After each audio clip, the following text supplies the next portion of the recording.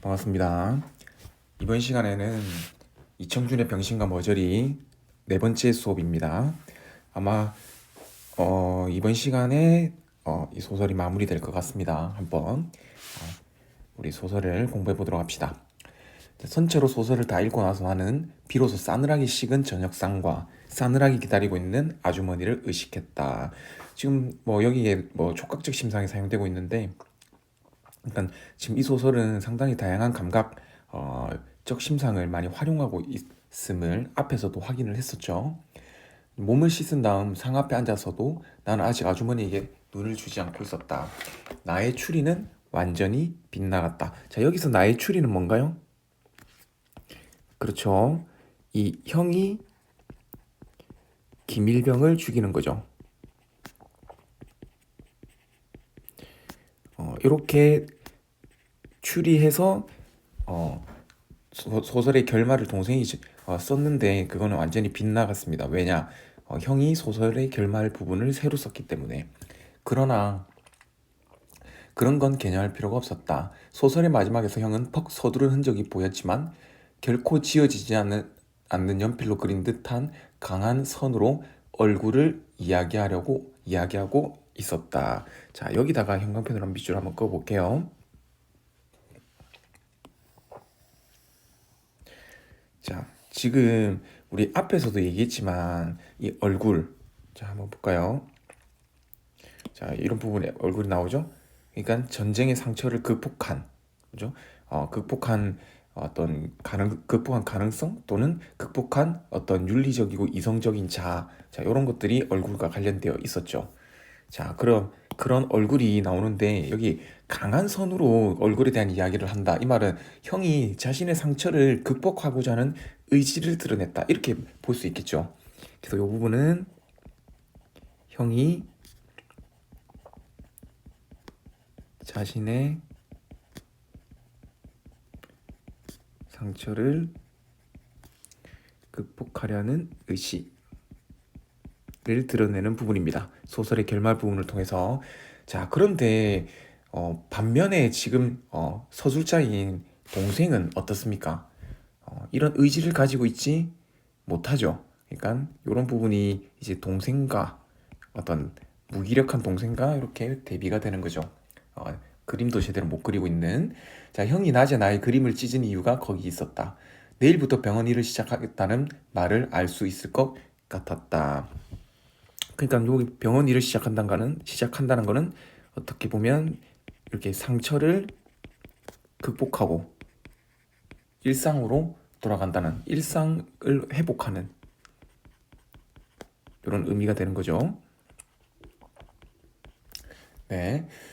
자, 그리고 동료를 죽였기 때문에 천리길의 탈출에 성공할 수 있었다던 수수께끼의 해답도 거기 있었다. 자, 나는 상을 물리고 나서 담배를 피워 물고 마루로 걸터 앉았다. 형님은 소설 다 끝맺어 놨지요. 아주머니가 곁에 와 앉았다. 네, 읽어보셨어요? 아니요, 그저 그런 것 같아서요. 여자들의 직감은 타고난 것이었다. 지극히 촉각이 예민한 곤충처럼 모든 것을 피부로 느끼고 알아냈다.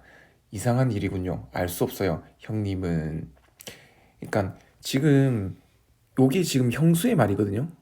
그 말은 지금 형수는 이 형의 소설 쓰기가 상처를 극복하는 행위라는 그런 상징적 의미를 가지고 있다라는 것을 이해를 못하고 있음을 알 수 있죠. 그래서 형수는 상당히 현실적인 사람이다 이렇게 볼 수 있습니다. 형의 소설 쓰기가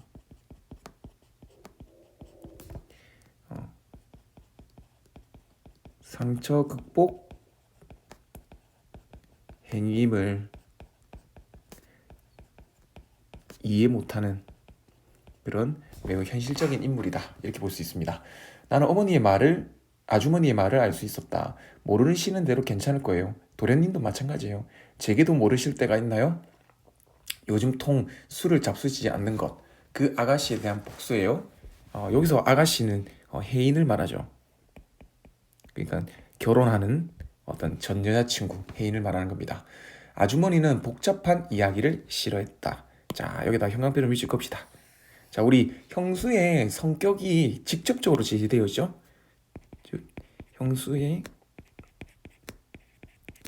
성격이 직접적으로 복잡한 것을 싫어하는 성격, 간단 명료한 것을 좋아하는 성격입니다. 자, 그런데 어떻습니까? 형과 동생은 어떻죠? 아, 이런 상당히 복잡한 인물이죠. 왜냐면 형과 이 동생은 둘 다 어떤 어떻게 보면 뭐랄까 이런 되게 복잡한 현재 상황에 처해 있다 라는 거지. 그게 바로 어떤 둘이 가진 어떤 상처가 되겠죠. 자, 그런 형과 동생이 아주머니와 이 성격이 상당히 대비되어 있습니다. 자, 이야기를 따라가기가 힘들어지면 언제나 나의 꼬리를 잡아당겨 뒷걸음질을 시켜서 맥을 못 추게 해오곤 했다. 자, 그냥 되게 간단 명료한 사람이다 이 말인 거죠. 그 아가씨 오늘 결혼해 버렸어요. 지금 형수도 알고 있죠. 자, 이제 소설의 결말 부분으로 들어갑니다. 자, 그런데 이 부분부터 해서 매우 특징적인 게 있으니까 꼭 체크를 합시다. 자, 그게 뭐냐면, 자, 여기서부터 바로 시점이 달라집니다. 즉, 우리 지금 외부 이야기죠. 현재 우리 액자식 구성에서 외부 이야기는 시점이 뭐였나요? 그렇죠. 1인칭 주인공 시점이었죠. 자, 그런데 이 부분에는 동생이 형에 대한 이야기를 한단 말이에요. 자, 그러면 서술자인 동생이 형에 대해서 이야기를 한다. 무슨 시점이다? 바로 1인칭 관찰자 시점이 됩니다. 그러면 지금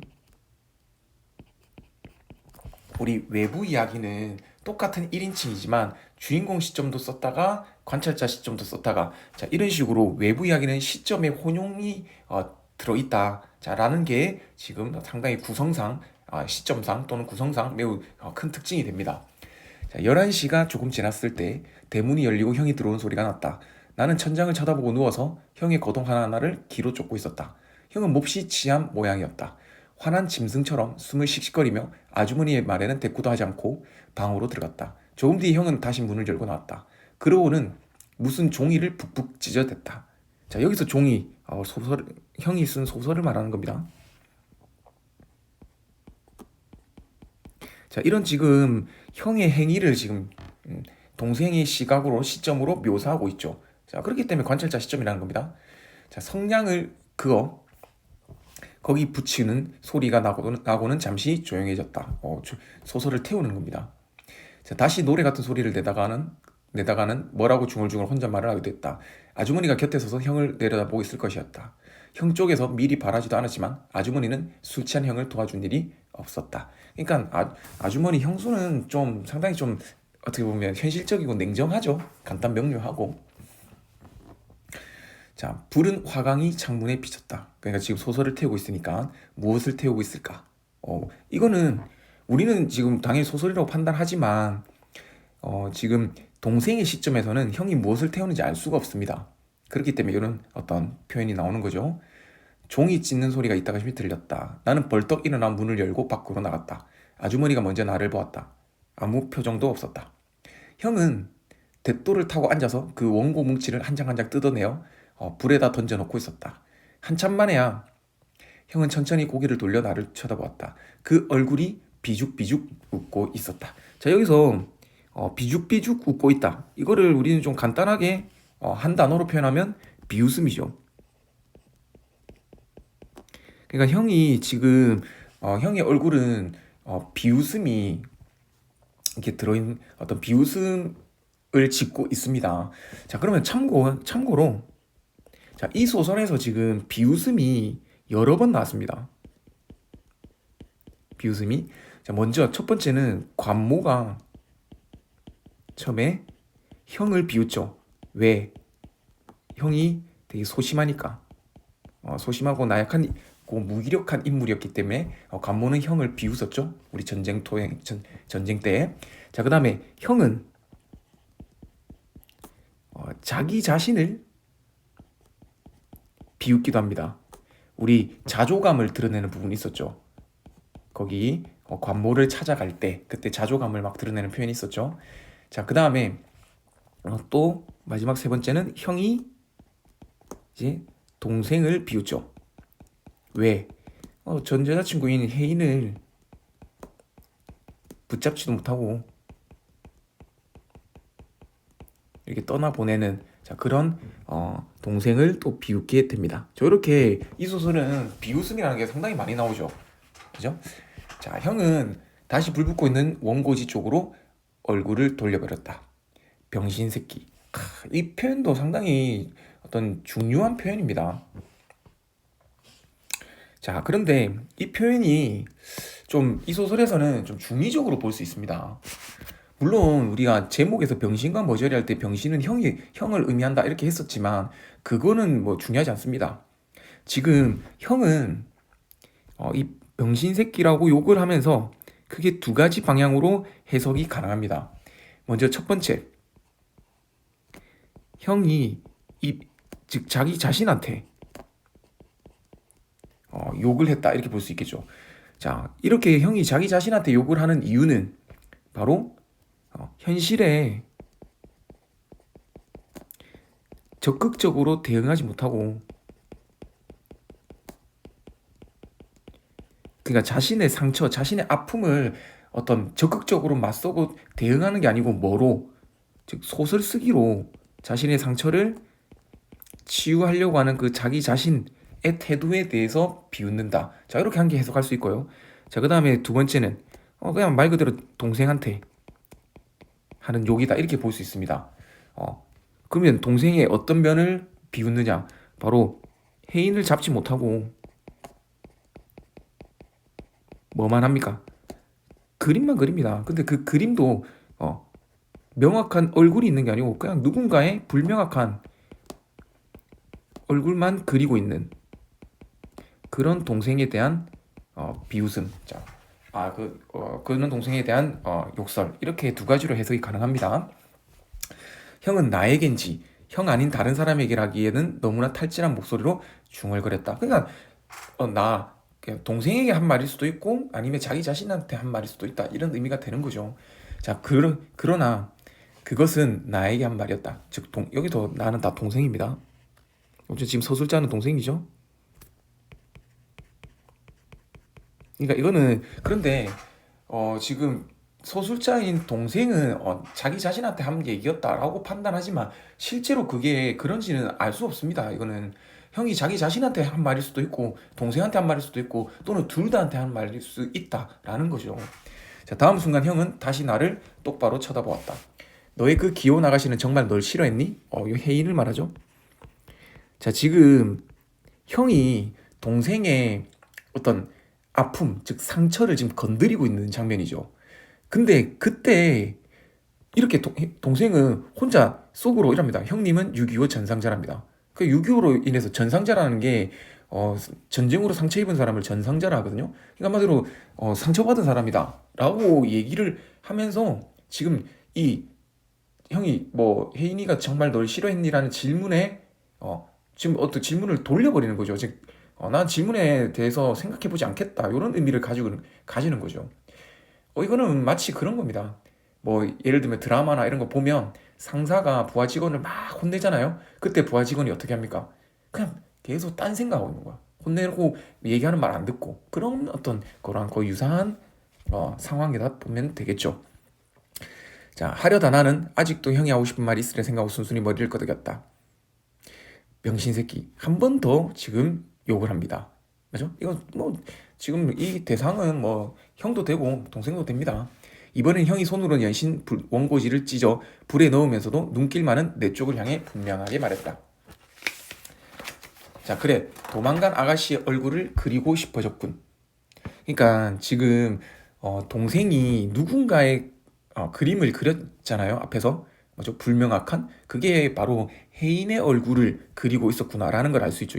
이 표현에서 동생은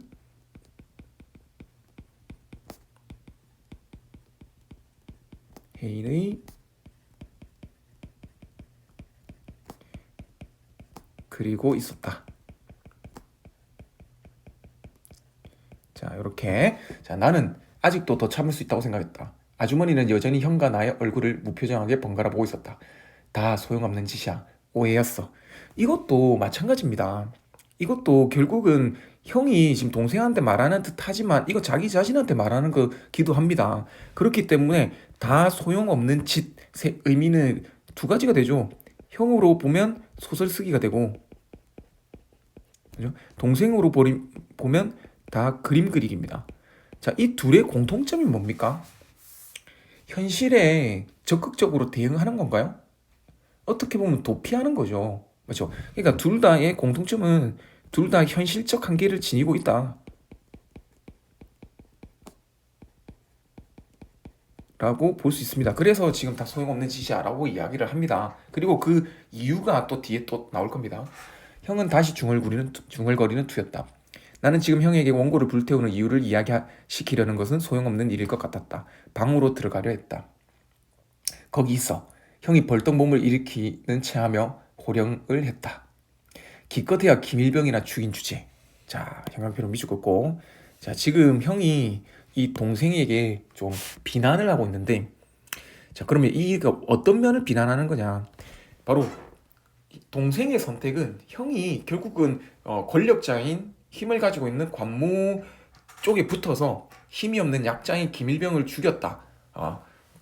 그렇게 결말을 맺은 동생을 비난하는 거잖아요. 자, 그렇기 때문에 이 부분은 어떤 권력이나 권위에 순응하는 그런 동생의 태도를 비난하고 있는 겁니다. 자, 임마, 넌 이걸 모두 읽고 있었지. 불쌍한 김일병을. 그 아가씨가 널 싫어했던 건 너무 당연했어. 자, 지금 상당히 비난의 수위가 좀 세죠. 그러니까 지금 동생이 이렇게 소극적이고 어떻게 보면 무기력하고 이런 모습을 가지고 있으니까 당연히 혜인이 떠났다라고 보는 겁니다. 순서는 뒤범벅이었지만 무엇을 이야기하려는 것인지는 분명했다. 나는 형을 쏘아보았으나 그때 형도 나를 마주 쏘아보았기 때문에 시선을 흘리고 말았다. 이 부분도 정확하게 동생의 이런 나약함을 드러내고 있죠. 그러니까 지금 동생의 나약함, 무기력함. 자, 이거는 직접 제시입니까? 간접 제시입니까? 그렇죠? 간접 제시죠. 그죠? 이런 동생의 행동을 통해서 드러내고 있으니까. 형은 눈으로 나를 쏘아본 채 손으로는 계속 원고를 뜯어 불에 넣고 있었다. 임마, 넌 머저리 병신이다. 알았어? 계속해서 비난하죠. 자, 지금 제목이 나왔기 때문에 맞죠? 병신과 머저리가 둘 다 나왔습니다. 자, 그러니까 이 장면은 똑같습니다. 계속 이 동생의 이게 소극적이고 이 무기력함, 어떤 나약함을 계속 비난하고 있고 여기서 머저리 병신은 그러한 동생을 지금 어떤 비유적으로 드러낸 말인데 이런 부분에서 지금 이 동생과 같은 인물에 대해서 작가는 되게 냉소적 태도를 지니고 있죠. 이렇게 작가가 냉소적 태도로 이 인물을 바라보고 있다. 이렇게도 정리를 할 수 있습니다. 자, 근데 여기서 여러분들 헷갈리면 안 됩니다. 이렇게 지금 머저리 병신이 동생을 의미한다고 해서 병신과 머저리에서 병신과 머저리는 전부 다 동생이야. 이렇게 오해하면 안 됩니다. 그냥 제목은 제목인 거고 이거는 그냥 형이 동생의 어떤 이 무기력함을 비난하고 있는 그런 부분이다. 이렇게 보면 됩니다. 형이 또 소리를 꽥질렀다. 그리고 그것은 지극히 당연한 말이었다는 듯이 머리를 두어 번 끄덕이고 나서는 그런데 말이야. 갑자기 장난스럽게 손짓을 했다. 형은 손에서 원고 뭉치를 떨어뜨리고 나의 귀를 잡아 끌었다. 술 냄새가 호흡을 타고 내장까지 스며드는 것 같았다. 동생 입장에 상당히 기분 나쁘겠네요. 선생님도 형이 있는데 형이 만약에 이렇게 하면 너무 화가 날 것 같은데 좀 싸웠을 것 같은데요. 그렇죠? 자, 그런데 동생은 그렇게 싸울 만큼의 어떤 적극적이고 의지적인 인물도 아닙니다. 자, 형은 아주머니까지도 들어서는 안 될 이야기나 된 것처럼 귀에다 입을 대고 가만히 속삭여왔다. 넌 내가 소설을 불태우는 이유를 묻지 않는군. 그러니까 지금 소설이 쓸모 없어졌다고 했잖아요. 쓸모 없는 짓이야 이렇게. 그렇죠? 자, 그 이유를 묻지 않는다. 너무나 정색을 한 목소리에서 형의 얼굴을 보려고 했으나 형의 손이 길을 놓아주지 않았다. 그런데 너도 읽었겠지만 그건 내가 죽인 관모는 있지 않아. 오늘 밤 난 그 놈을 만났단 말이야. 자, 그러니까 실제로 형이 관모를 만났습니다. 그 말은 소설의 이야기는 허구라는 거죠. 즉 소설의 결말과 형이 쓴 소설의 결말과 현실은 다르다. 즉 허구였다. 라는 거 한 개를 알 수 있고요. 자, 그렇지만 형은 이렇게 간모를 만남으로써 그냥 다시 패배적이고 다시 뭐 소극적이고 이렇게 되는 게 아니고 현실을 직시하게 됩니다. 즉 현실을 직시하는 계기가 되는 거죠.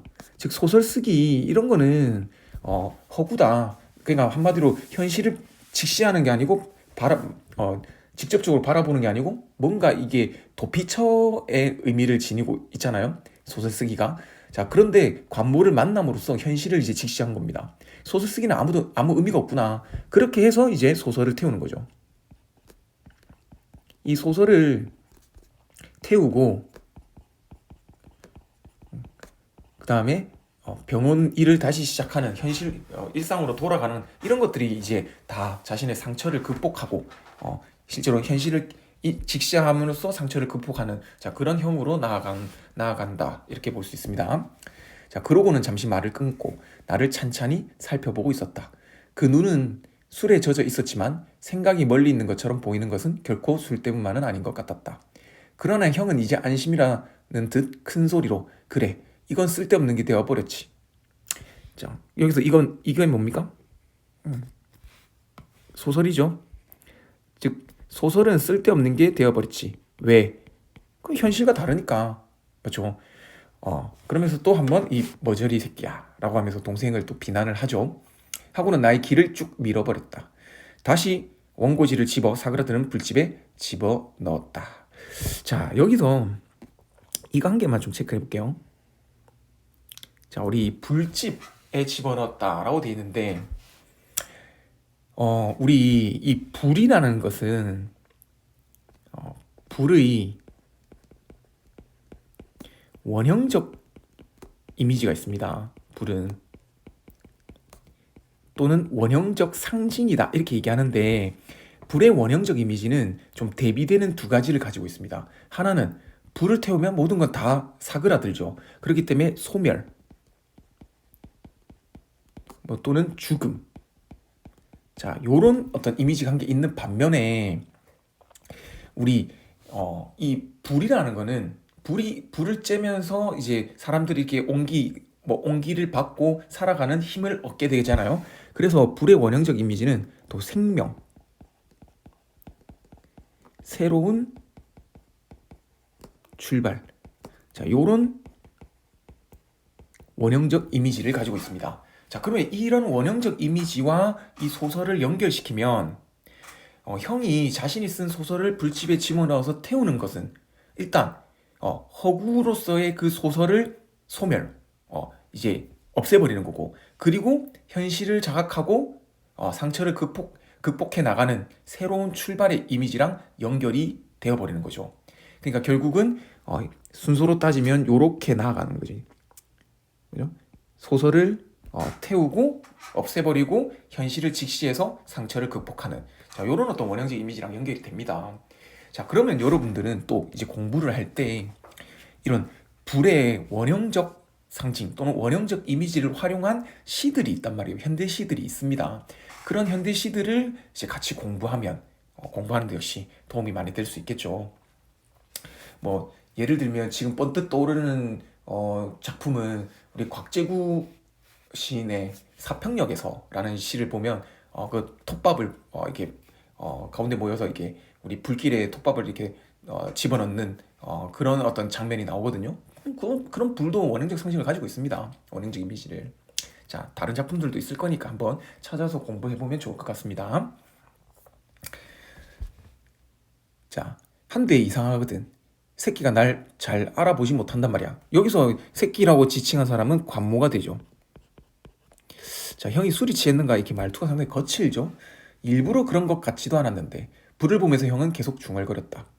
내가 이제 놈을 아주 죽이 없앴으니 내일부턴 일을 하리라고 생각하고 자리를 일어나서 홀을 나오려는데 그렇지 바로 문에서 두 걸음쯤 남았을 때였어.